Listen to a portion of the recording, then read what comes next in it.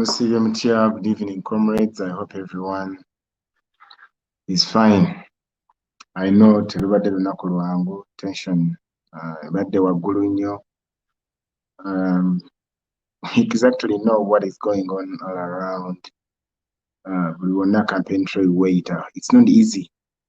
Lutalo nkulisaayo everyone who has been campaign trail, okusingira ddala aba foot soldiers abatambula ne president, mwebale nnyo, mwebalire nnyo ddala ddala. Cause si byangu, teargas mumulidde, ettaka muliridde, and so forth. Personally, sisobodde kubeerako campaign trail because of so much work to do. Olwaleero sibaddeeko. Somehow, ebintu si byangu. I hope musobodde okufuna bannange we mutuyegekako oluba ine after a very long day ng'omaze okulya ettaka eyo ky'oba osinga okwetaaga kufuna weeyiirako mazzi ettaka likuveeko ofune ky'oteeka mu lubuto owummuze omutwe so that tomorrow you wake up energetic and ready to push. Ne teargas wa buli kaseera and n'ekirowoozo ky'okuba nti buli ssaawa muli mu kuzoganyizibwa nakyo kyennyini it's kinda si kyangu. So I just hope bannange muli fine for soldiers on ground. Mwebale kulemerako, but we just have to keep pushing. Ekituuseewo nno olwaleero whereby tuli denied where to sleep, si bwe gusoose. Nzijukira Camden Corner same case happened. Tufuluma ggulu, abasajja batugoba batutwalaganya. We get to a place to Camden, they block the road. It was already coming to 9 p.m. Temugenda maaso, temudda mabega, muli wakati, muwulira you just flabbergasted and everything is just nga bikooya nga binyiiza. Kagamba ebintu mwana si byangu naye nga ekikulu kya byonna tulina kulemerako kubanga tukimanyi we are removing a dictator, we are overthrowing government emaze emyaka 35 eyamusibira mu bbwanga eri mu buyinza. That can't come easy. It can't come easy.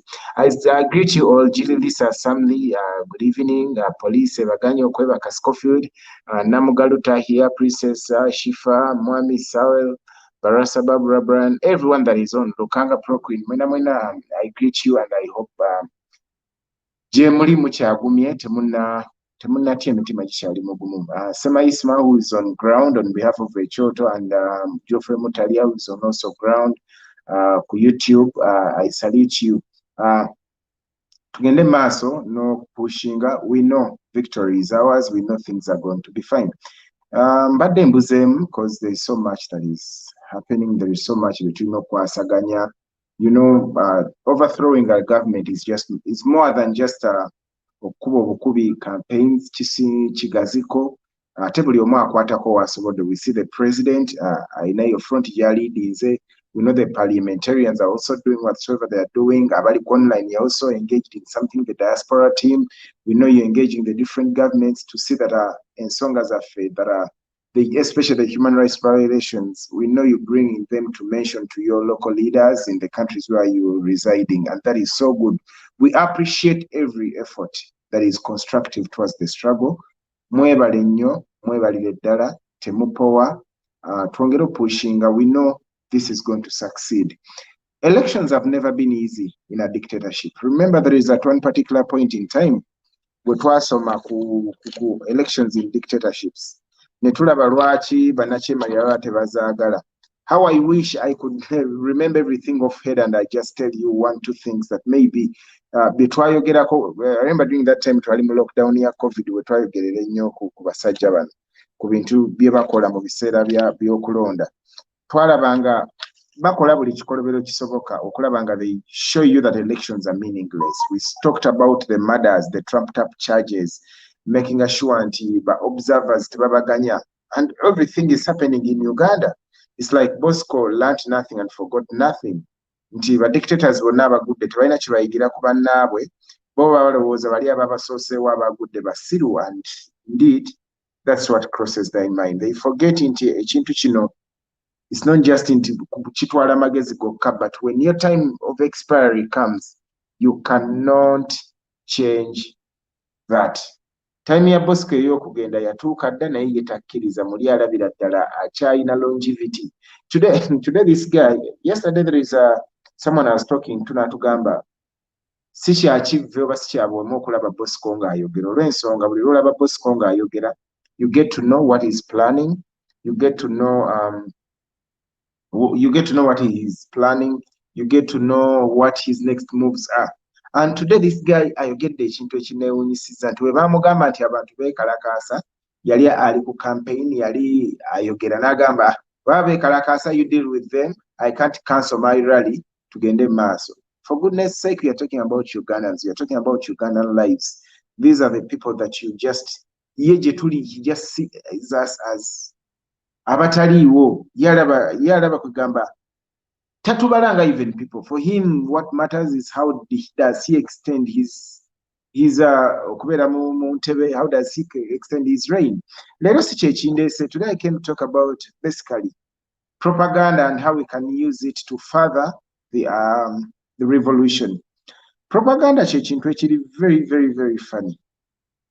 When mbadde nsoma ku propaganda, or even when I was researching about it, propaganda is defined as the use of biased information or biased advocacy to further an agenda. Nti kwe kukozesa amawulire agalimu kyekubiira oba okukozesa obubaka nga bwekubidde ng'oba sijja buyita bwa kifuula nnenge naye nga tebuli truthful ku eri advantage okugeza. Tulabye emirundi mingi propaganda gwe tusinga otambuza tumanyi okubika bannaffe. Kyesitajja gamba nti oba nkiwagira oba sikiwagira, ekyo buli akikola aba n'ensonga ze lwaki akikola. But we've seen it produce results because we mubika omuntu gavumenti eba erina okujja ku defensive ekakasa eggwanga nti omuntu gw'obika abantu gwe babika mubawaayiriza. So in doing so, propaganda becomes something that is good for the struggle. But at the same time, if propaganda is not well regulated, if it is not well used, it can end up hurting the revolution or hurting your personal agenda. What you set out to achieve in the beginning can definitely be lost if you don't use propaganda carefully. And in the struggle, I've seen propaganda being used well and also being abused.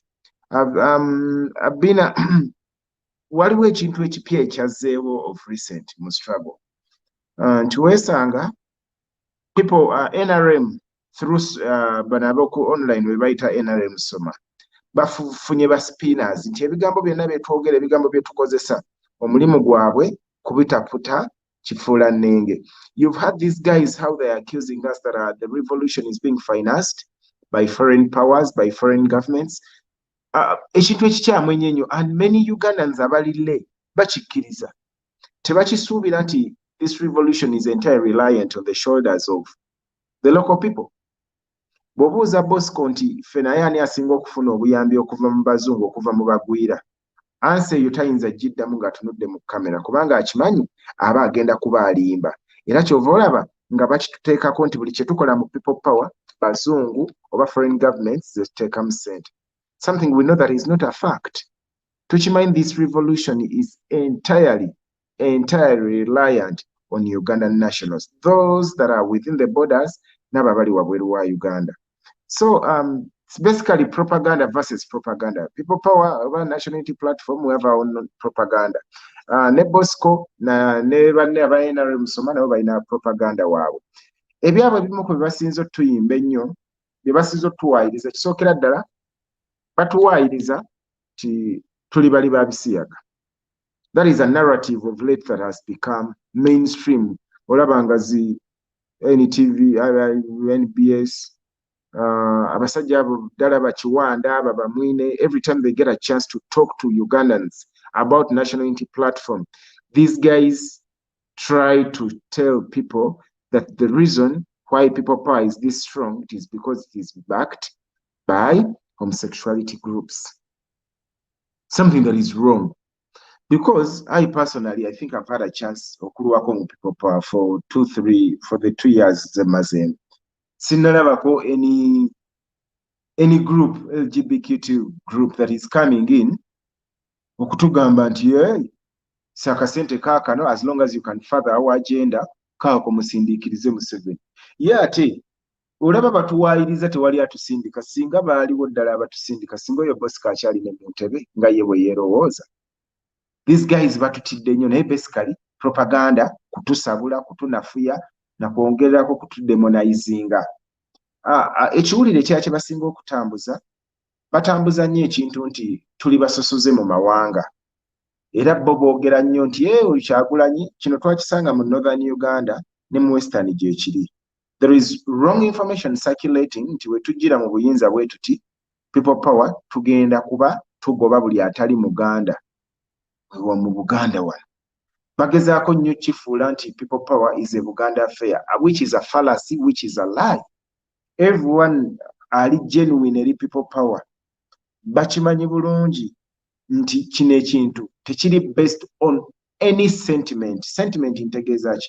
People power is not premised or built on any religion. People power is not built in any tribe. People power is not built on any, I don't know, but tetulina sentiment, tetulina line etugize. Basically, we are a collection of Ugandans who feel that we are oppressed. We are a collection of Ugandans who feel that change is a must and it must happen within our lifetime. Ekintu kimu kye bayinza maybe where we are fallen victim kye tukozesezza ennyo is people power bavubuka batwalaganye bazzeeyi, and it is also a fact because majority of us in people power, we are people betweyita nga tukyali bavubuka nvumuulo myaka 5 na kukka wansi. We are the majority in people power. That is a fact. That is the only maybe sentiment gy'oyinza otugamba, naye ebisigadde byonna propaganda. Sadly, this propaganda has fallen into ears of some people and it has been received and accepted by some groups. There are people who are convinced beyond reasonable doubt Kyagulanyi bw'ajja tugenda nga olw'okuba si Baganda tugenda bagoba. Era Bosco ono alina ekintu kyataddewo, it is as if olutalo luli wakati wa Westerners na Baganda, something which is totally wrong. Era I felt bad during the riots. There are some clips, some clips I saw on Twitter whereby those abaali bataddewo embeera baali basumbuwa abantu nga babasumbuwa nga bakitaddemu regions, ekintu ekikyamu ennyo. Some of my best friends or some of the people I respect the most within the people power movement, si bantu bava mu central, si bantu Baganda. Some of the most hardworking people bendabye mu people power, si bantu bava wano mu central. Naye that is propaganda side NRM. Ekintu ekirala propaganda gwe baspreadinze bano bakyali bamatizza nnyo abantu that because Kyagulanyi is a civilian, because tabina military orientation, tavuddeeko mu magye and so forth, the military is not ready to salute him. It is a fallacy that is being spread. Etambudde nnyo, and some lousy heads are believing that kind of stuff. Ebitategeerekeka. So you find that we are faced with so many propaganda challenges nga ziva ku side ya NRM soma. Our response yo ebadde etya? Sijja gamba nti propaganda waffe wamaanyi nnyo compared ku NRM. Olw'ensonga propaganda nga wembabuulidde, propaganda is biased advocacy intended to influence a population to pursue an agenda.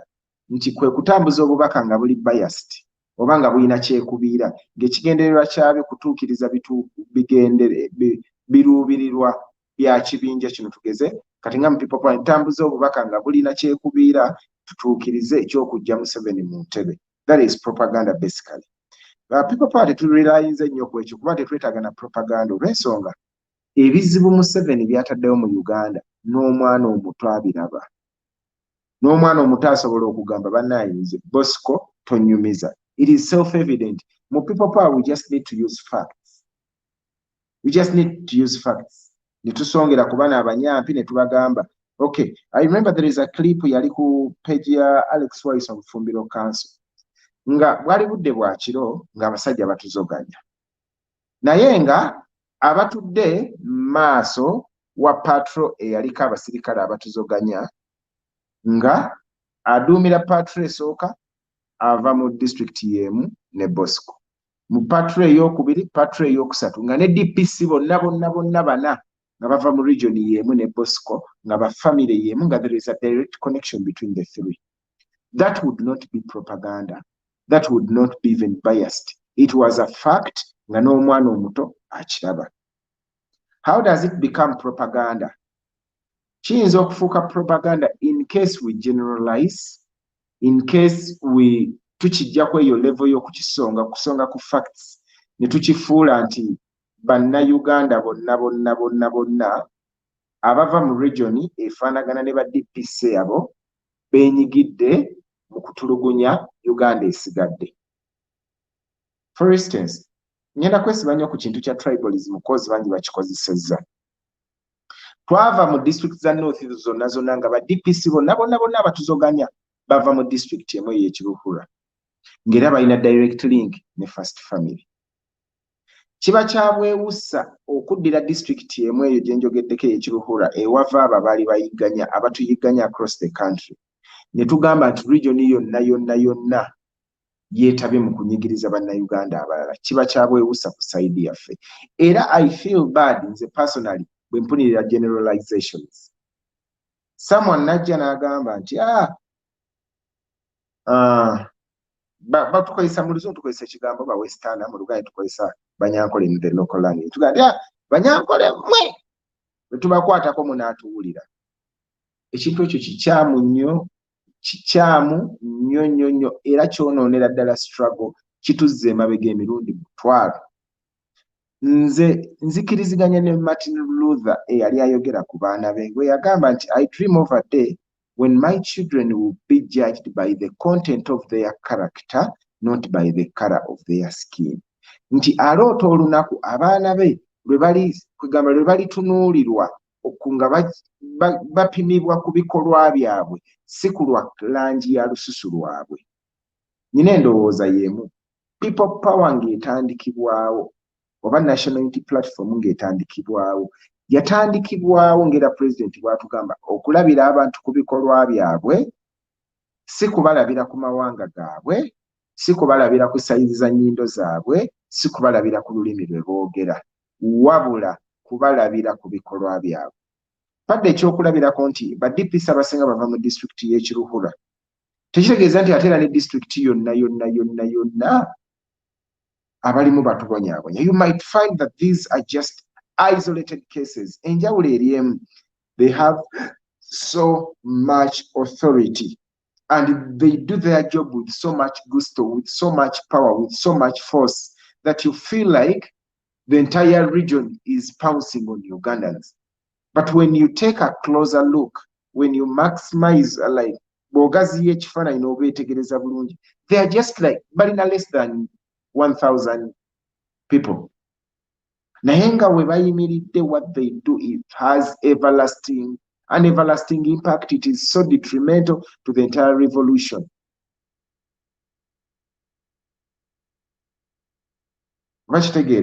So, nga bana people power, I plead with you guys, tribal sentiments zituzze emabega.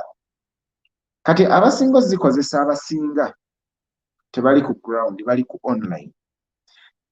Mukola posts bannange nga zitukuba musaasire ffe abatambula, kati ate ddala ffe abatambula nga tolina president n'otambula wekka n'ogenda mu kyalo obunyise enjiri muntu ku muntu. Naye abantu abo nga bawulidde clips ezigamba mu Abanyankole bwe tujja mu buyinza tugenda kubatemaatema. But those who say that are NRM supporters haven't understood what you're trying to say. There are clips ezitambula mu WhatsApp group omuntu n'agiteekayo ng'omumanyi n'omumanya muwangadde naye mu struggle n'ateekayo ekintu nga kiri tribe. Nagamba buli Munyankole tujja kukola bwe tuti. Omulala n'okola post ku Facebook, omulala n'oteekako ne face n'okola omusomo mulamba nga guli purely tribal. Do you know how much effort it takes okunnyonnyola omuntu nti bannange Kyagulanyi tali ku ebyo? Tukooye okukozesa example ya mukyala Kyagulanyi bwe tulaga nti bannaye president oyo gwe mulaba tasosola, mulabire ku mukyala we, labira ku national unity platform, deputy president asookera ddala madamu Zedriga Weeri. These are facts I know. Naye lwaki tuyimba ekintu ekyo buli ssaawa tuba tukiyimba? Lwaki twogera obubaka obutukuba? I know abasajja bano abatubonyaabonya kituufu bava mu region eyo. Tukimanyi bulungi. Tukimanyi kituufu nnyo abasajja abatubonyaabonya ba tribe y'emu. Naye abasajja abo abatubonyaabonya, they are not a representative of the entire region. They are just isolated cases. Banywanyi ba Bosco. Banywanyi ba Bosco. So guys, ekintu ekiri tribal kitukuba. Bananyina gye twabaddeeyo tuli ku ground osomesa ne babikutuuzaawo ne bagamba mutubuulire mmwe mwagambye bwe mujja Abanyankole twekaabireko. And you like ng'owulira ne mu mutwe gye kiva tekitegeerekeka kyogezaako okwogera. You don't know how you're going to explain this. So comrades, I ask you kindly, make our work easier. Make it easier for us.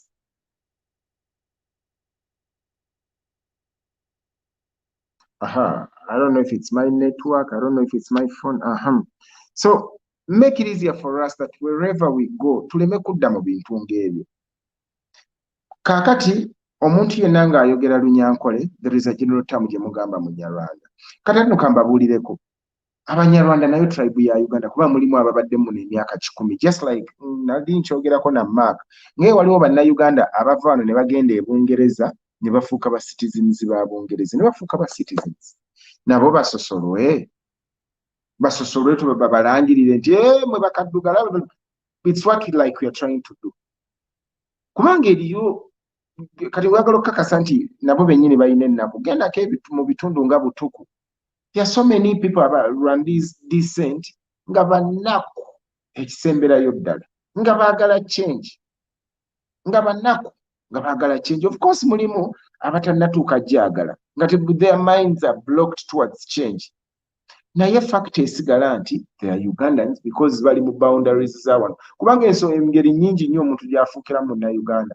Osobola okufuuka nga oli muzaalirwana, osobola okujja by birth ne bakuzaalira e Uganda n'ofuuka mutuuze, osobola okujja n'oapplying to become a Ugandan citizen. So many ways.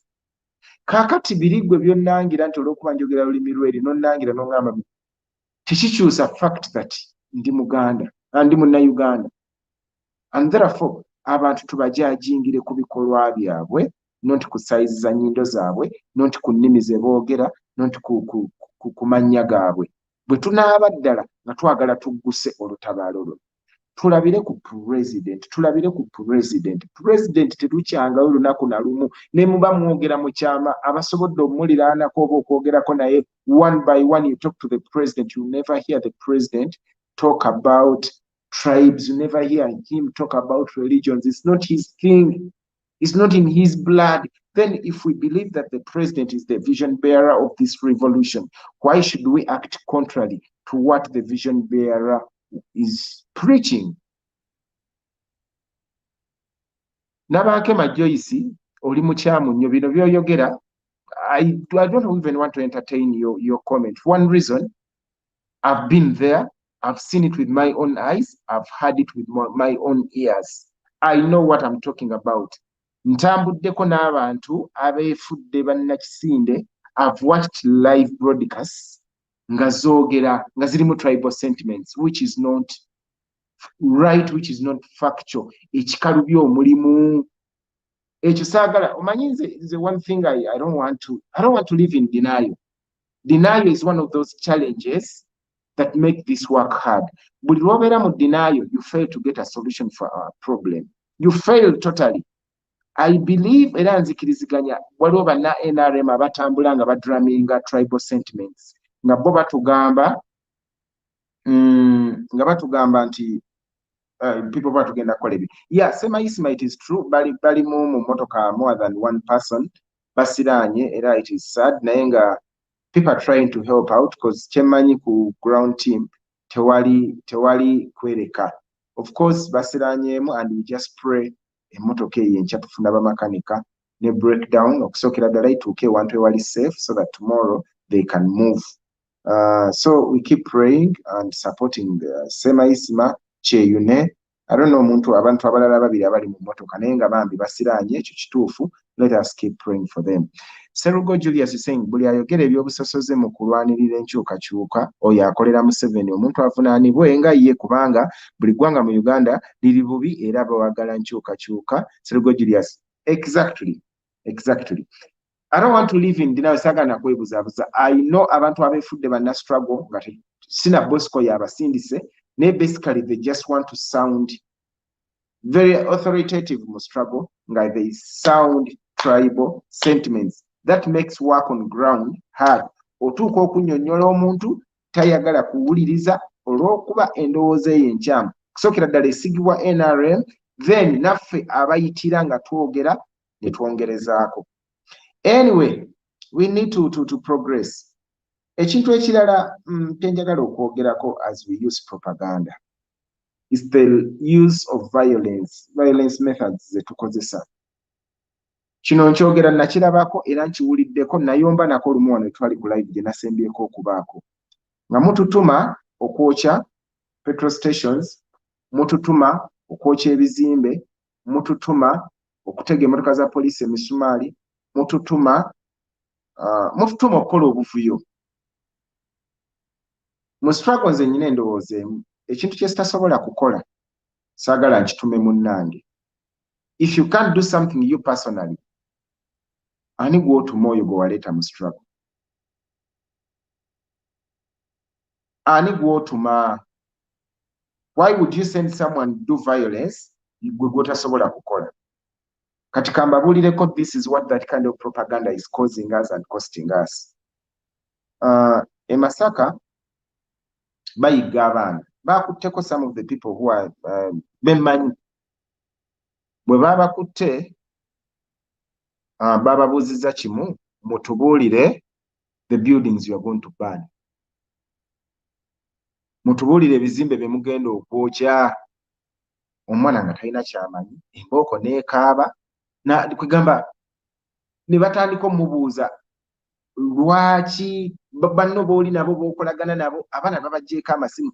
Most of us, our lists ziri with the police and military, ebifaananyi byaffe babirina, simply because someone ajja online n'agamba kwata petrol bomb, bagikola bwe bati, gikwate ogenda ogyokye, gikwate ogikugenda ogikube ku poliisi, gikube ku poliisi. Mujjukire bano abasajja already bali mu war mood, bali mu war mentality. These guys are ready for war, which we are not for, kubanga we don't have guns. And like the president says, this is going to be a civil revolution. Egenda kuba yaba civilian. Tetugenda genda mu nsiko nga Bosco, tetuli national resistance movement, tuli national unity platform. Tugenda kuyita mu kalulu. Ne wanabaawo disobedience ejja kuba civil. But obubaka bwe tutambuza bulaga nti bugenda kuba biringa bya mmundu.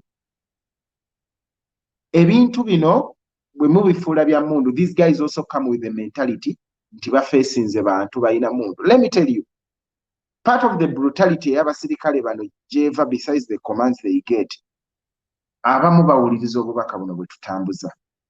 Bw'obagambye mukwate petrol bomb ogikubye ku patrol eyake, abo abasirikale mubasaanyeewo. Nga tannaba nakuwuliriza command yeetunuuliranga ye naye ataasa bulamu bwe.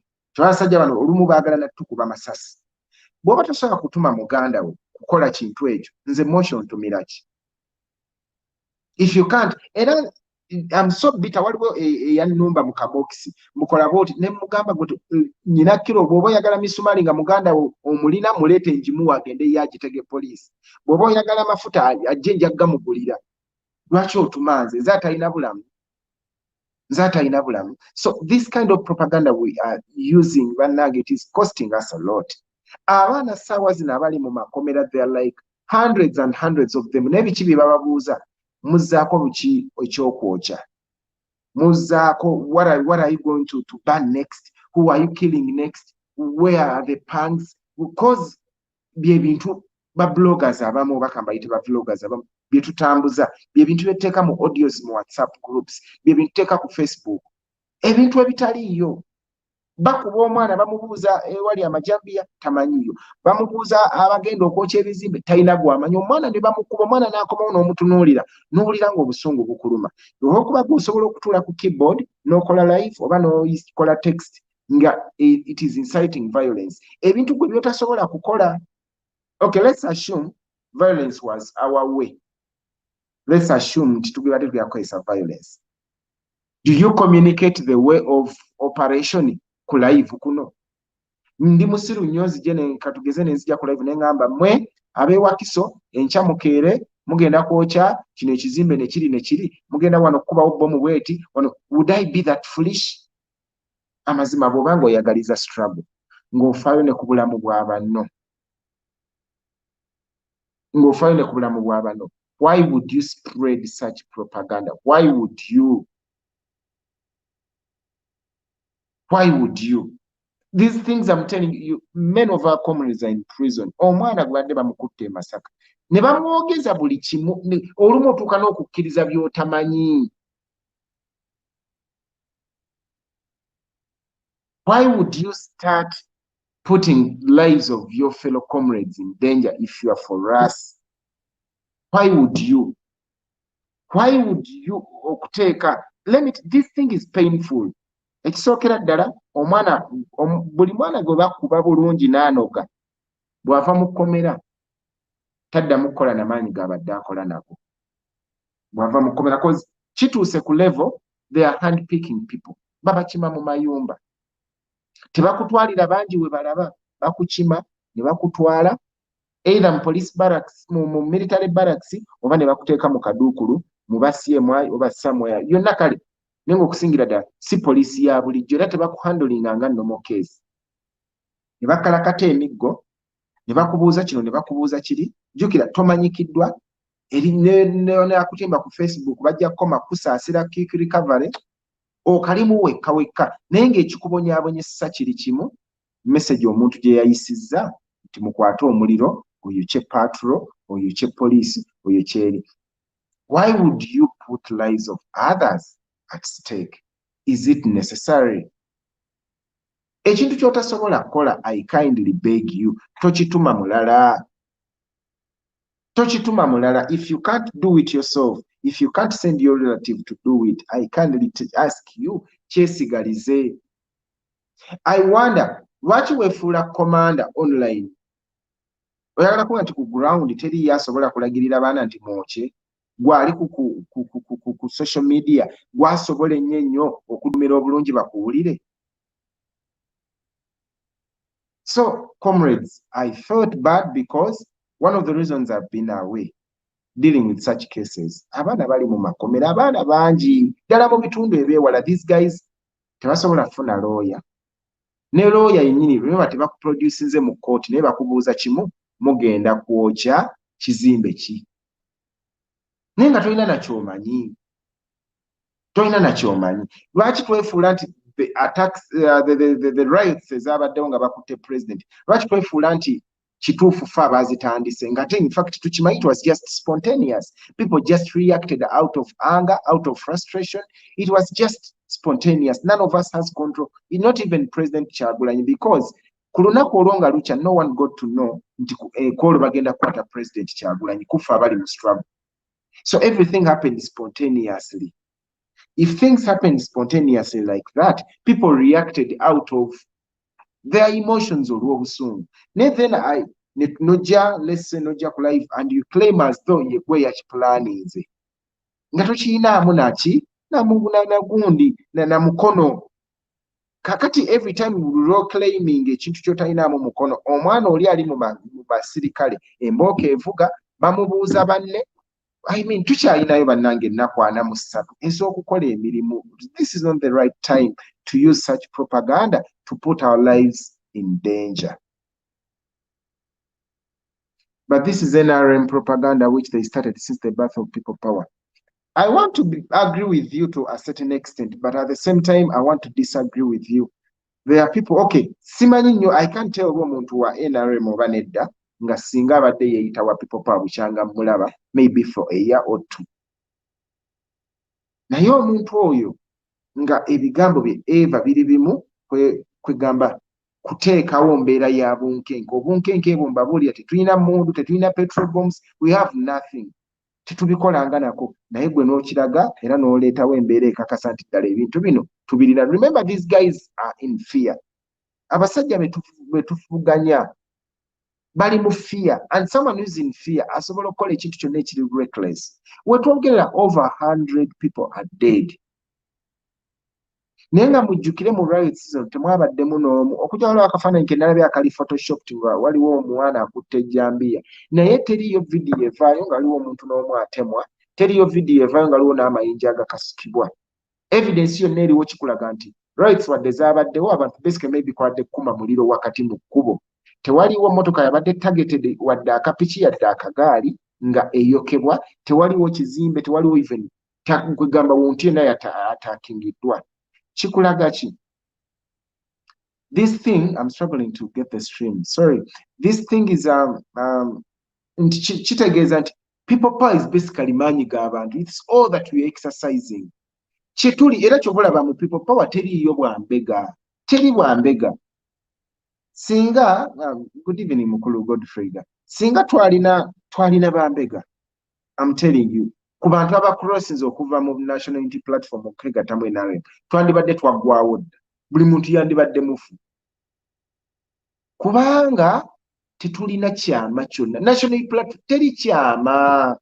Let me tell you lwaki mbaga teri mu kyama. Olunaku lwe baraidinga secretariat batwala CCTV DVR ya CCTV camera zaffe, recordings zaffe zonna bazitwala, which means these guys we batuula basobola okwetegereza ani yayingira bukyanga basaawo kamera ani yafuluma. Okiraba? Right now singa bahandpickinga buli muntu, naye bino ebintu bye twogera ebisasamaza bireetawo embeera erowoozesa nti tulinayo ekikusika ekyamaanyi ennyo. People power ekyamaanyi kyerina kiri kimu, favor mu bantu n'ekisa kya Katonda. That is all. That is all that is about people power. People power, we are not training rebels. No. We're not training how to shoot guns. No. The most we are being trained is how to use the mouth and the mind to convince the population to belong to this revolution. That's the most we have. Era ekyama ky'oyinza otubbako ndowooza kyakumanya just kumanya how many we are, and yet you can't even quantify us because we are very, very many. You can't quantify us. So teri kyama era banaiki wano wembasabira. The talk of mbega gundi, don't entertain that. Mu National Unity Platform teriyo kyogenda kubega. Bwe babanga bano abasajja baamenya ne bayingira paka mu office ya president, ne bayingira mu ceiling, ne bakebera buli wamu tudde tebalina kye baali boogedde nti ku people power twasangayo kino ng'oggyeko twala berets ne overalls. Kweyambula ki okubulayo bannange? These guys stripped us bare. They took everything. Everything they took it. Kyebandi tulina tumanyako kyonna baakitwala. Teriyo kyama omuntu wa people power ali obvious. Twambala bereti, tuyimba Kyagulanyi, abamu beeteekako ne zittatu za NUP. I mean, we are an open book, so there is nothing to spy.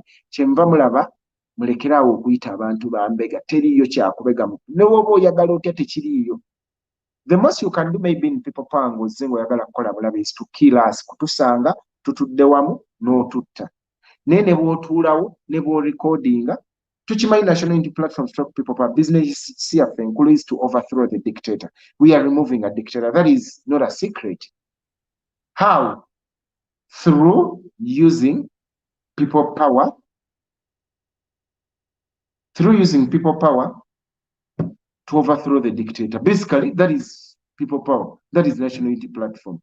Ebisigadde bino byonna biri spontaneous. It is not pre-planned by the people power leadership. Tebitegekeddwa, abantu bareactinga nga bwe baagala. That is it.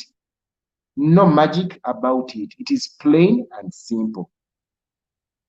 What is really breeding the obuzibu bwange bwonna bwe buvudde, and I felt so flabbergasted. is during the riots is a third, there's a fourth, messages is agoberera. The messages that followed made it seem as though we have more than people power, made it seem as though we have guns, we have bombs, we have so far. Nti abaana bonna yenna avaayo bw'omubuuza akugamba kimu muganda wange weekweke abasajja bakunoonya.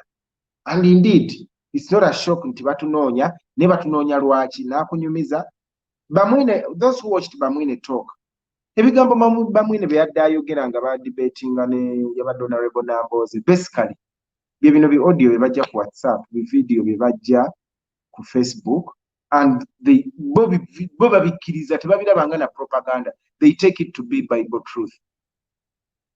They take it to be the Bible truth. So what am I trying to say? Let us learn how to use propaganda to our advantage. Propaganda tumukozese kutwongerako, tumukozese kwongera kukyayisa NRM, tumukozese kwongera ku promotinga manifesto yaffe, tumukozese promotinga ba candidates baffe, so si kutunnyika mu buzibu. Kambabulireko ekisembayo. Waliwo omwana omu wa Ngulu. Simanyi bali tetwamalina kumanya gye yava. It happened n'atega emmotoka ya poliisi emisumaali. Naye ate ekyasinga okuneewuunyisa olwokuba nti emmotoka za poliisi zaali zitujojomya, maybe that was to our advantage. Olwokuba nti kyali ku advantage yaffe, abaana baasanyuka nnyo ne bakikyamukiramu. Naye omwana, abaana ba people power bennyini, omwana oli tetwalabika ali w'embaali. Mu kwerabisa kwennyini ate be bakwata kamera ne batandika omurekodinga ng'atega emmotoka ya poliisi misumaali.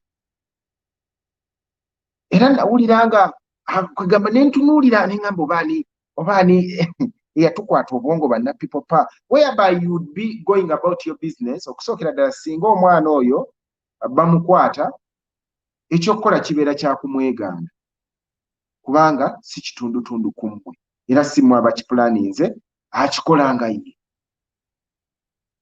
Ekyokubiri kyandibadde pretend as though you've seen nothing, muyiteko weeyongereyo kubanga emmotoka mufudde nazo kuumizizze zibabonyaabonya. Naye oba maalo oba kwetuusa oba I don't know what it is exactly that is partly disturbing. I think it is basically excitement. Abaana bakyamukira until abasirikale kutuuka kuwooninga mwana naga bwe tuddamu okukulabirako tugenda kukuba amasasi. You understand? And in the process omwana n'anyiiga n'okubulawo n'abulawo naye ng'obuzibu bwonna buvudde ku excitement yaffe banna people power. So I think it's time for us to tune down on the excitement. Ebigambo tubikozese nga biri measured. I know ebyenjogere abamu tebibawoomera, but these are facts I've seen with my eyes. Ekinyambi ekiri kimu, I speak because I've been part of so many agendas as a struggle. Kalenda nzitambuzaako, ebipande mbituubyeko, abantu mbasomesezzaako, ebyokubeera ku ground bino ebyekibuli, I've been part of it. Sirina kye sitaliddeeko, and I know what it means to be through all that. It is a huge sacrifice. Sacrifice teri mu bulumi bw'oyitamu, naye eri ku kiri nti obulamu bwo oba obutadde ku line, and kyandibadde kirungi bw'oba waakufa, fiiririra ensonga, fiiririra w'osaanidde ofiire. Nkimanyi sifa abalina sifa abeesalirawo nti nfiira wano, as such Katonda yasalawo ekisembayo, but let us not make it so easy to die in issues that are trivial. Oba ntegeerekeka, tuleke tufuula kyangu nnyo kusibira mwana mu kkomera because of the reckless statements we make online. Let me read some of those comments. Zonna sigenda kwedit kantandikire ku I know Muhanji Justice. Propaganda means lies. So you mean people power is using lies? I know Muhanji, propaganda doesn't mean lies. Propaganda means biased information. To be biased doesn't mean that you're necessarily telling a lie, but it is telling okuwa obubaka nga bwekubidde. And in politics, in war, in revolutions, propaganda is part of the game. Actually, you can't rule it out. Naive, I think Aston Manager, you're trying to say naivety. Yeah, people are naive. People are ignorant about how things are supposed to be. Let me see. People are being naive. That is true. Zero Geoffrey is saying, I want you all to know from me, no Bobby has never called upon any blogger to be in the struggle. But people downing it for the love, then same strength they are used. Please stay focused on sense. Not Jeff White. I don't know. The English is quite hard. Ekisooka president waffe talina waakusula olwaleero. President waffe talina bannange ate nze kyenva njagala JB ebyo tabiraga abeera ku mulamwa. President, let me tell you one thing. I'm going to sound a little bit cold and callous. President okwebaka tekibangako kizibu ki. Katonda yatu blessing am revolution president emmotoka waasulawo enkya n'akeera n'azoganya. Ndowooza kyova nze n'okutintima nga amagye gatusaze ku kintu kimu kyentiirako president kiri kimu kumukuba ssasi kyokka kyentya. Ti musajja kubeera nga waali maybe waawummulidde tewali secure ne bamukuba essasi. Naye president ye musajja asiiba nga talidde n'atacomplaininga n'amalako ate n'akeerera mu maanyi. Yasobola okugwa wonna w'asanze keebe ensiko kaabe wansi president asobola okusulawo.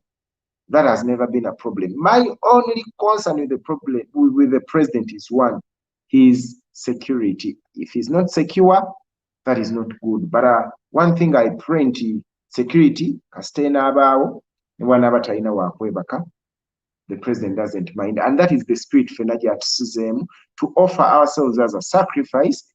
Nti gwe kasite oba woolinga oli secure togenda kuttibwa, ebyo tofa nayo, oba tonaabye oba tokoze eki, wano tuli mu lutalo tujjako nakyemalira. Tulina Mugisha Sandra is saying some people don't know how this operates. These people forget the pressure makes the state panic. Yeah, I know the pressure makes the state panic. I'll give an example. Bwe twabika president, abantu abamu bwe baabika president nti afudde president Kyagulanyi. These guys by the time bagenda okukwata, saagala twetwale nti we are the master, nti yeffeffe kaba directors in this. Nedna kyemalira agenda okukwata Kyagulanyi ng'amanyi bwe kagenda okutambula akazannyo kano. The main reason why President Kyagulanyi was arrested was to cut on the momentum kwe yali atambulira. Mwenna abalaba ekyali ebugiri gye yasembera okukola campaign alyoka ajja eruuka, mwalaba nga speed ne momentum eyongera kupiikinga every now and then.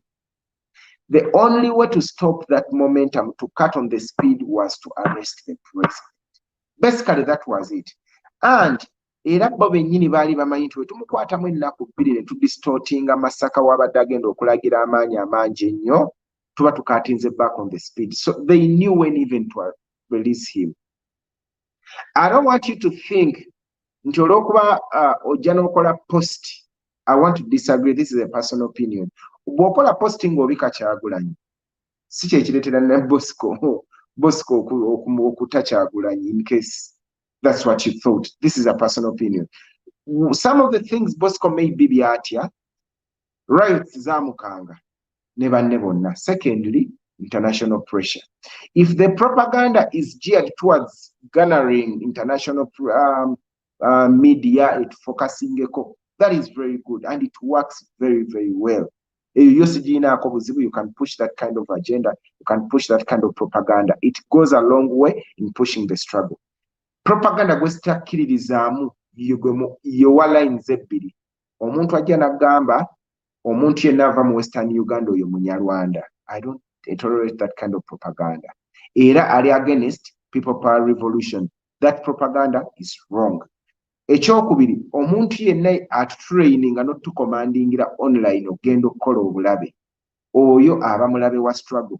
Teri kikuleeta online kunyinyonnyola bwe ngenda kwokya poliisi, bwe mba ngenda kwokya kizimbe. That is off. That is not pro struggle. Ekyo kitulabisa nkubuulidde abaana bonna abakwatiddwa mu ki benjogeddeko nabo bakugamba kimu, bababuuza bomu ziriwa, bazzaako kwokyawa, training bagikolera. Those are the kind of questions. Naye nga bano ababibabuuza babijja ku ki? Audios mu WhatsApp groups ne videos ku Facebook ezitambula.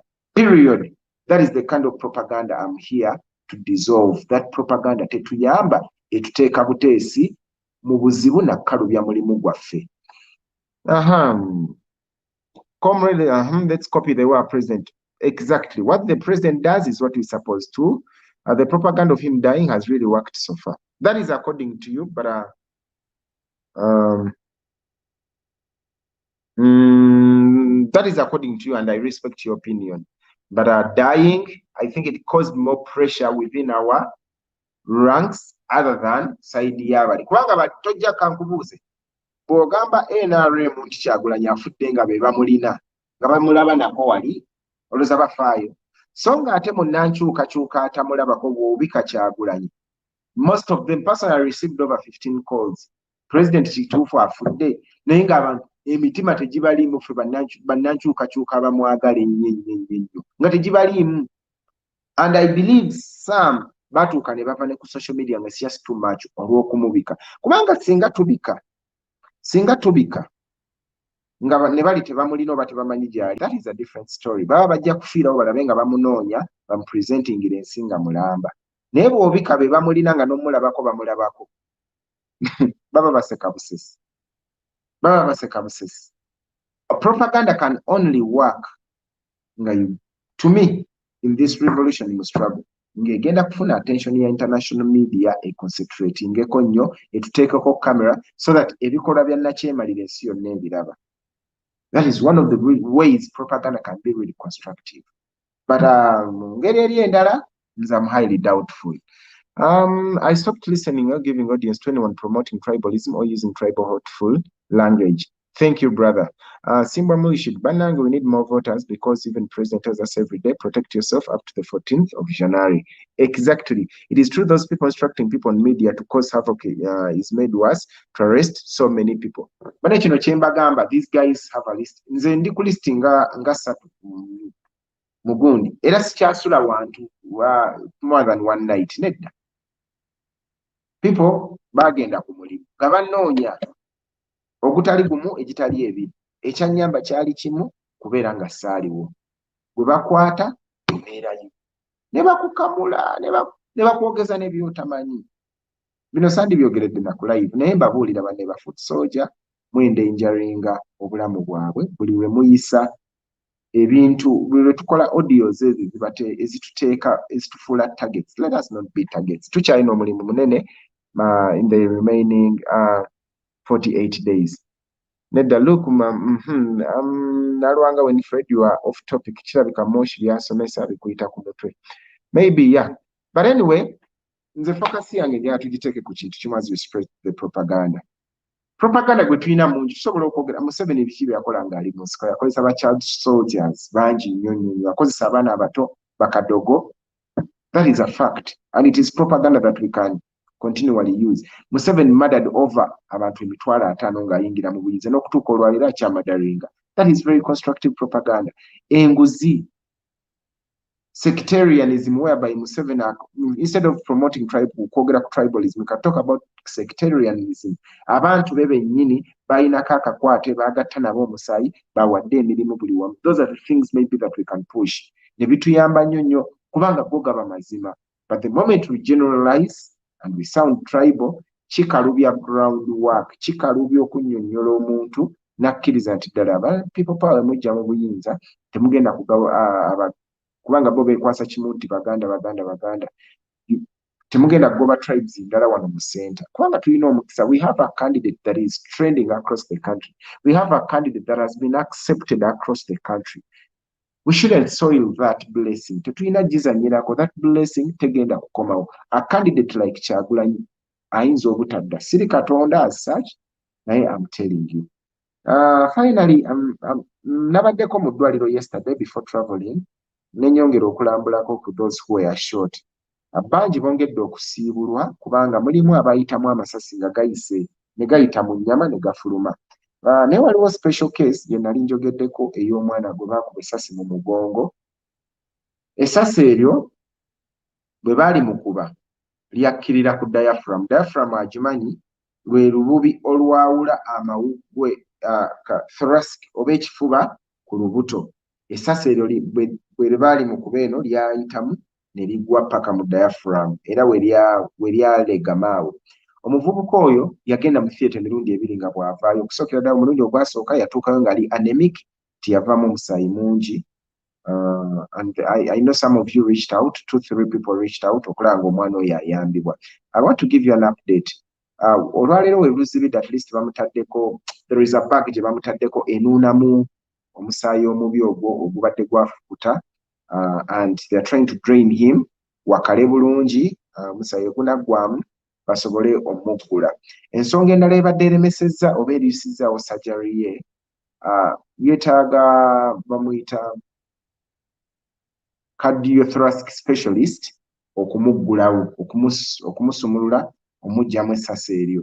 Not every surgeon can perform that procedure, that operation ey'okulongoosa omulwadde alina essasi eri mu kitundu ng'ekyo.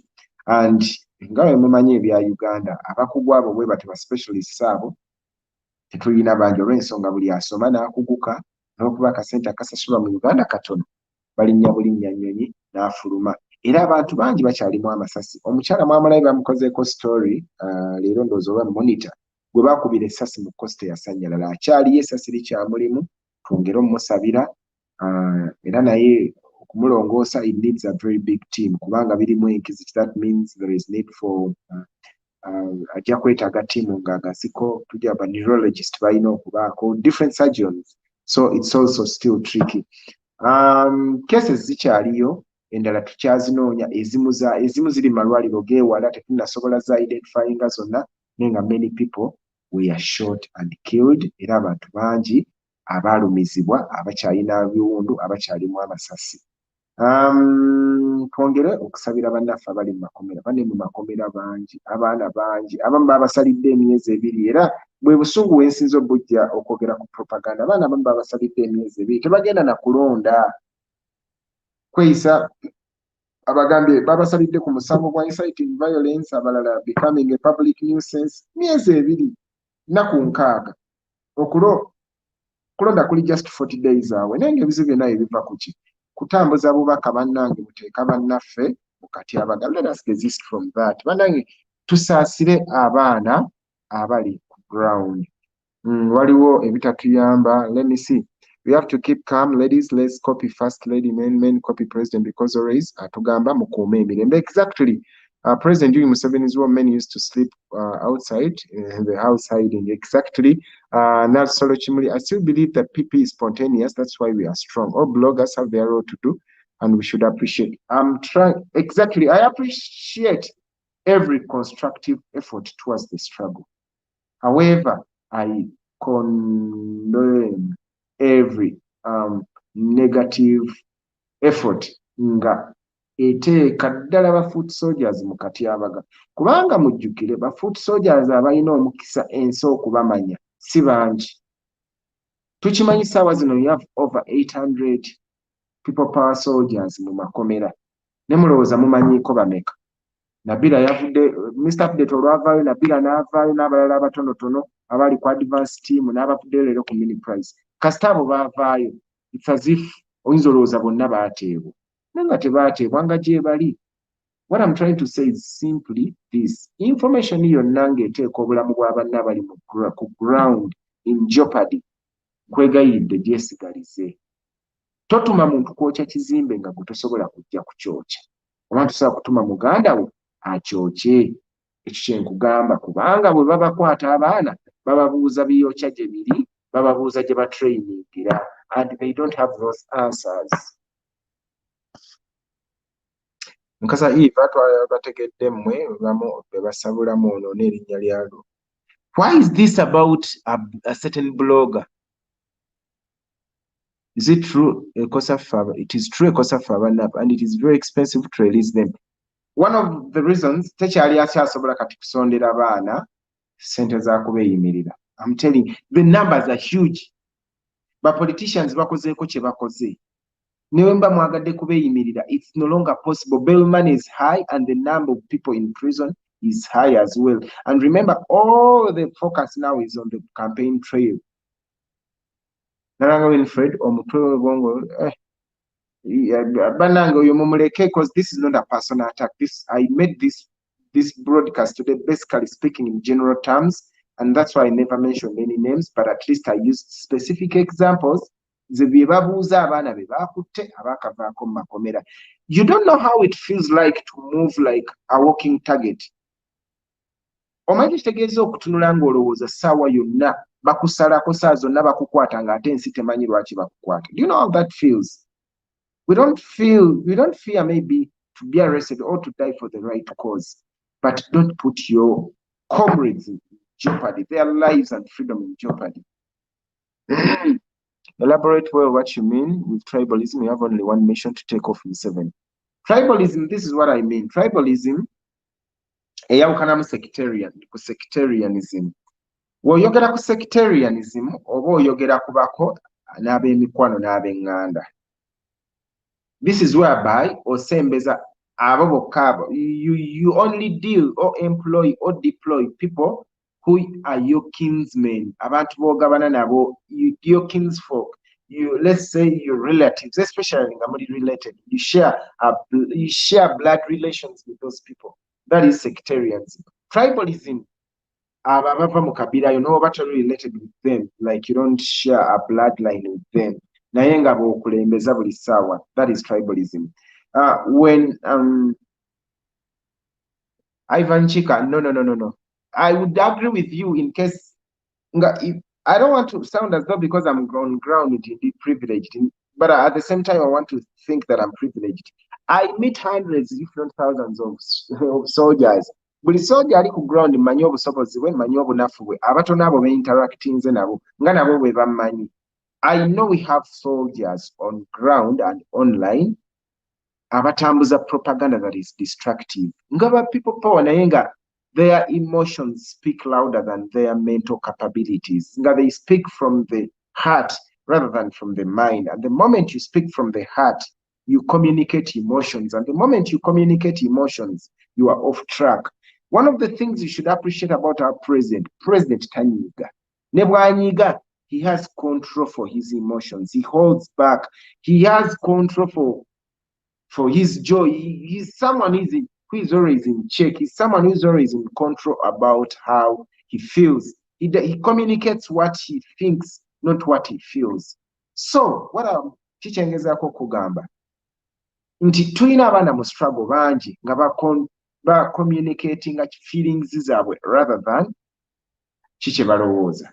And the moment you communicate feelings, it's very easy to speak out of excitement, out of anger, and the moment you communicate out of those things, changu okuwaba.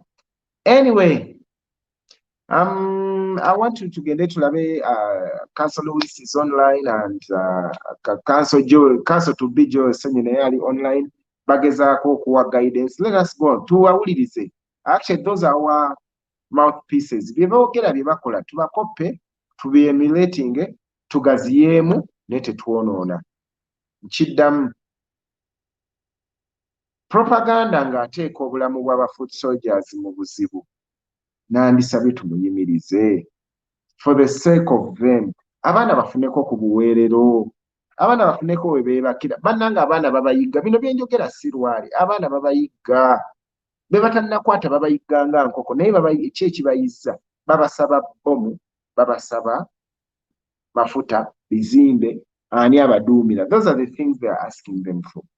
Naye nga all in all, we shall overcome. Tetugwamu maanyi. Let us continue praying for ourselves, praying for the president, most important of all, and praying for the struggle in general. Naturally, if you don't agree with someone, don't insult, don't label them.